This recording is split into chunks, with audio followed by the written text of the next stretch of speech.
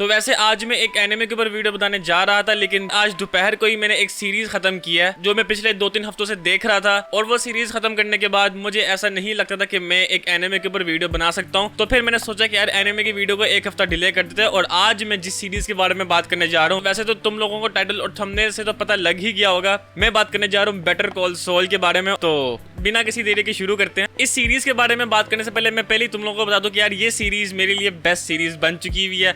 मतलब मैंने अभी तक जितनी भी सीरीज देखी हुई मैं बेटर कॉल सॉल को सबसे ऊपर रखूंगा, इवन ब्रेकिंग बैड से भी ऊपर में रखूंगा। अब तुम में से वो लोग जिन्होंने बेटर कॉल सॉल नहीं देखी हुई या बिल्कुल भी नहीं पता इसके बारे में, तो उनको मैं थोड़ा बहुत बता दूं इस सीरीज के बारे में। तो वैसे बेटर कॉल सॉल से पहले एक सीरीज एयर हुई थी जिसका नाम ब्रेकिंग बैड है, जिसके ऊपर बाय द वे मैंने वीडियो बनाई हुई है, तुम लोग वो वीडियो देख सकते हो। और वो सीरीज मैं कहता हूँ भाई गॉटेड सीरीज है। अब उस सीरीज के अंदर एक कैरेक्टर था जिसका नाम सॉल गुडमैन था, और जो कि एक वकील होता है, और वो ब्रेकिंग बैड के अंदर हमारे वॉल्टर की बहुत ज्यादा मदद करता है। इवन मैंने ब्रेकिंग बैड की वीडियो के अंदर भी मैंने कहा था कि वॉल्टर वाइट हाइजेनबर्ग बिल्कुल भी ना होता अगर सॉल गुडमैन वहां पे मौजूद ना होता। और ब्रेकिंग बैड के देखने के बाद सॉल गुडमैन मेरा एक फेवरेट कैरेक्टर बन गया था। तो बेटर कॉल सॉल के अंदर जो हमें स्टोरी दिखाई हुई है वो ब्रेकिंग बैड से पहले वाकया करती है। मतलब तुम समझ लो कि ब्रेकिंग बैड का प्रीक्वल है, तो इसीलिए मैं पहले से ही बेटर कॉल सॉल के लिए काफी ज्यादा एक्साइटेड था। और जब मैं ये सीरीज स्टार्ट करने जा रहा था तो मेरे दिमाग में बस ये था कि यार ये पूरी की पूरी series centre around Saul Goodman होगी। लेकिन जब मैंने ये सीरीज स्टार्ट की और मैंने जब इसकी थोड़ी बहुत एपिसोड्स देखी, तो फिर मुझे पता लगा कि यार सॉल गुडमैन के साथ ही माइक, जो कि ब्रेकिंग बैड के अंदर मेरा एक और फेवरेट कैरेक्टर था,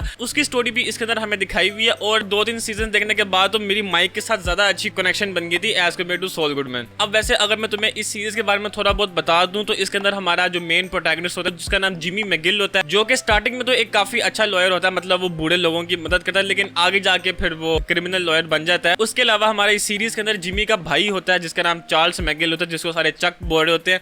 और ये कैरेक्टर मैं कहता हूँ भाई, मुझे जितनी ज्यादा नफरत इस कैरेक्टर के साथ होगी थी ना, मैं बता नहीं सकता। उसके बाद इसके अंदर हमारी एक फीमेल कैरेक्टर होती है जो कि मैं कहता हूँ one of the best female character ever मैंने किसी भी सीरीज के अंदर देखी हो, वो है किम वेक्सलर। मुझे ऐसा नहीं लगता कि यार मुझे कोई भी फीमेल कैरेक्टर कभी इतनी ज्यादा अच्छी लगी हो जितनी मुझे किम वेक्सलर लगी। तो वैसे एक्चुअल में इस सीरीज के अंदर हमें दिखाया हुआ कि कैसे एक जिमी मैगिल जो कि एक सिंपल लॉयर होता है, वो कैसे सॉल गुडमैन बन जाता है जो कि क्रिमिनल लॉयर होता है। अब ये तो हो गई इसकी स्टोरी। अब अगर मैं थोड़े बहुत इसके सीन्स और कैरेक्टर्स के बारे में थोड़ी सी इन डेप्थ बात करूँ तो वैसे पहले सीजन के अंदर कुछ इतने खास ऐसे सीन नहीं आते। मतलब अगर मैं ब्रेकिंग बैड से कंपेयर करूं तो पहले सीजन के अंदर ही हमें वो प्लेयर्स वाला सीन आ जाता है, और फिर उसके बाद दिस इज नॉट मैथ वाला सीन आ जाता है। उसके बरक्स अगर मैं बेटर कॉल सॉल के बारे में बात करूं तो ये काफी ज्यादा स्लो था। मतलब अगर तुम लोग ब्रेकिंग बैड से पहले बेटर कॉल सॉल देखोगे तो तुम्हें काफी ज्यादा स्लो फील होगा।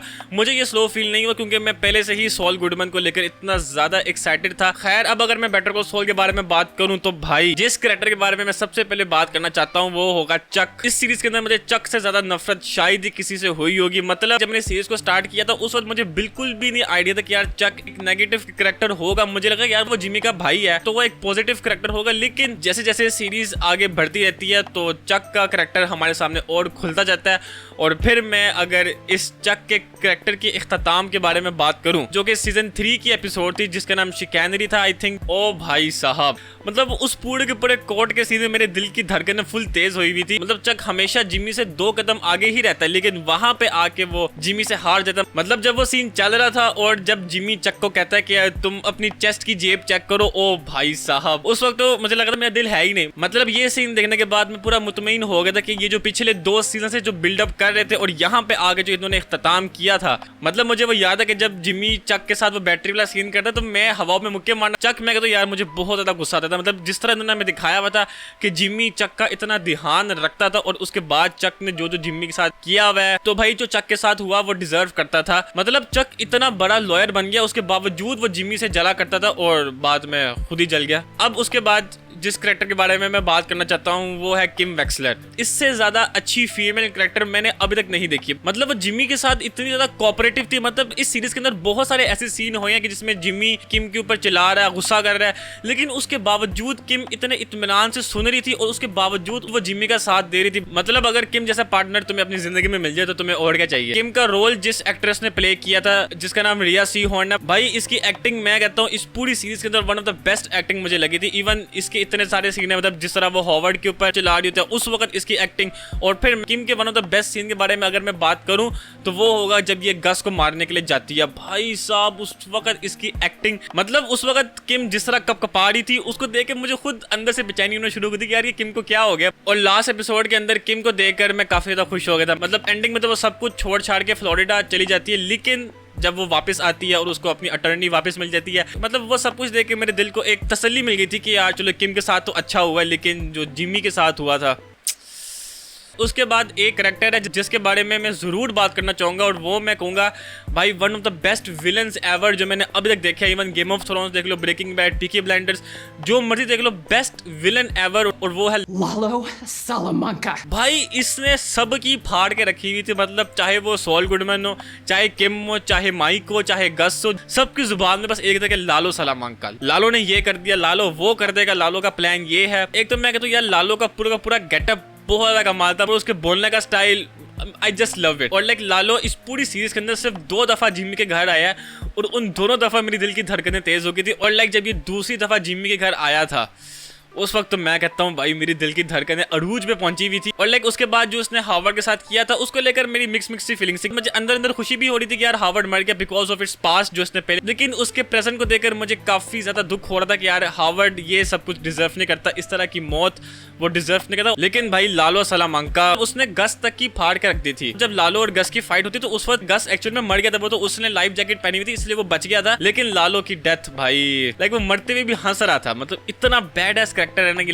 लालो के साथ ही अगर मैं एक और कैरेक्टर के बारे में बात करूं जिसने मुझे काफी ज्यादा इंप्रेस किया, मुझे उम्मीद नहीं थी, वो है नाचो। भाई साहब इसका जो कैरेक्टर इन्होंने लिखा हुआ है, मतलब नाचो को मैं बेटर कॉल सॉल का जैसी पिंकमैन बोलूंगा। लाइक वो पहले जिस तरह का कैरेक्टर था और फिर उसके बाद जो उसने हेक्टर के साथ किया, लाइक इसने जो हेक्टर के साथ किया था वो तो मैं कहता हूँ उसके बरक्स जो उसके बाप के साथ उसका सीन आ रहा था, वो सीन्स देखकर ना उसके साथ एक कनेक्शन हो गई थी कि यार उसका बाप इतना शरीफ है, वो अच्छा चाह रहा है अपने बेटे का। लेकिन नाचो की डेथ मैं कहता हूँ एक और शॉकिंग सीन मेरे लिए। और वैसे भी उस वक्त नाचो ने मर ही जाना था क्योंकि उसके सामने जितने भी बंदे खड़े हुए थे उन सब के पास प्लॉट आर्मर था, तो इसलिए एट द एंड हमारे नाचो को ही मरना था। लेकिन इस कैरेक्टर ने मुझे जितना इंप्रेस किया है, वैसे इस सीरीज के 5 सीजन है टोटल 10-10 एपिसोड के बाद, जो लास्ट सीजन है उसकी 13 एपिसोड्स है। अब उसके बाद अब अगर मैं इसके एंड के बारे में बात करूं तो इसकी जो सीजन 6 की लास्ट 4 एपिसोड्स हैं वो ब्लैक एंड व्हाइट के अंदर है, मतलब दरमियान में थोड़ा बहुत सीन आ जाता है, वरना पूरी की पूरी एपिसोड ब्लैक एंड व्हाइट है। लाइक जिस तरह ब्रेकिंग बैड के अंदर हमारा वॉल्टर अपनी पर्सनैलिटी चेंज करके कहीं और चला जाता है, इसी तरह हमारा सॉल गुडमैन भी अपनी पर्सनैलिटी चेंज करके रह रहा होता है। लाइक वो लास्ट की एपिसोड्स को ब्लैक एंड व्हाइट करना काफी ज्यादा इंप्रेसिव था। लाइक जब मैं वो लास्ट की ब्लैक एंड व्हाइट एपिसोड्स देख रहा था ना तो उस वक्त मुझे भी फील हो रहा था कि यार सॉल गुडमैन ने अपना सब कुछ खो दिया, लाइक किम वेक्सलर खो दिया। लाइक वो सीन तो मैं कहता हूँ लिटरली मेरी आंखों में आंसू आए हुए थे जब वो किम वेक्सलर उसको छोड़ के जा रही थी और सॉल गुडमैन को फिक्र ही नहीं है। और अगर मैं इस सीरीज के लास्ट एपिसोड के बारे में बात करूं जिसका नाम सॉल गॉन होता है, one of the best episodes ever, जो मेरी नजर में 10 आउट ऑफ 10 डिजर्व करती थी ओzymandias की तरह। यार उसके अंदर जो वो पूरी कोर्ट का सीन होता है वो मैं कहता हूँ एब्सोल्यूट सिनेमा वो सीन। लाइक वो जिस तरह सब कुछ कन्फेस करता है और जिस तरह वो किम को उन सारे मामलों से दूर कर देता है और सारा का सारा बोझ अपने ऊपर उठा लेता है और 86 ईयर्स की उसको जेल मिलती है। और फिर उस एपिसोड की लास्ट पे वो सीन आता है कि जब किम वेक्सलर वहां से जा रही होती है और जाली की उस तरफ जिमी खड़ा होता है और वो फेमस वो गन वाला इशारा करता है। यार उस वक्त तो मैं कहता हूँ उस वक्त मैं सिर्फ एक चीज चाह रहा था कि यार एपिसोड खत्म ना हो। मैं कहता हूँ भाई बेस्ट एंडिंग थी। अभी तो मैं बेटर कॉल सॉल के बारे में और भी बहुत सारी बातें कर सकता हूँ लेकिन वो फिर वीडियो बहुत ज्यादा लंबी हो जाएगी। जिस तरह खास तौर पे उस सीन के अंदर जिमी की एक्टिंग और हमारे हार्वर्ड का वो डोंट केयर वाला एटीट्यूड, वो सीन होता है कि जब जिमी हार्वर्ड के ऊपर चिल्ला रहा होता, मतलब वो सीन मैं कहता हूँ उसके अंदर जिमी की एक्टिंग इज आउटस्टैंडिंग। मतलब जब वो जिमी चिल्ला के कह रहा होता है कि I am the God in human clothing, मतलब मेरी नजर में वो जिमी का आई एम द डेंजर वाला वर्जन था। अभी के लिए मैं कहता हूँ कि यार बेटर कॉल सॉल मेरे लिए बेस्ट सीरीज एवर बन चुकी हुई है। और विंस गिलिगन गॉड बंदा, मतलब उसने ब्रेकिंग बैड और बेटर कॉल सॉल, मतलब उसने 2 सीरीज बनाई है और दोनों GOATed series. How is it possible? और अभी विंस गिलिगन की ही एक और सीरीज आने लगी है जिसका नाम प्लूडिबस करके कुछ है और उसके अंदर रिया सी हॉर्न मेन कैरेक्टर प्ले कर रही है। तो मैं तो बहुत ज्यादा एक्साइटेड हूँ, वो आई थिंक नवंबर के अंदर आएगी। और जाने से पहले मैं अपना बेटर कॉल सॉल का फेवरेट कैरेक्टर के बारे में बात करना भूल ही गया, जो मैं कहता हूँ भाई one of the best character ever, the God, the myth, जिसके बगैर मैं कहता हूँ भाई जिमी मैगिल सॉल गुडमैन बन ही नहीं सकता था, और वो है ह्यूल बैबनॉक। तो आज के लिए बस इतना ही। आई होप आपको आज की वीडियो पसंद आई होगी। आइए तो हमारे इस चैनल को सब्सक्राइब कर दे और मैं मिलता हूँ आपको अपने किसी नेक्स्ट वीडियो में। तब तक के लिए अल्लाह हाफिज़ एंड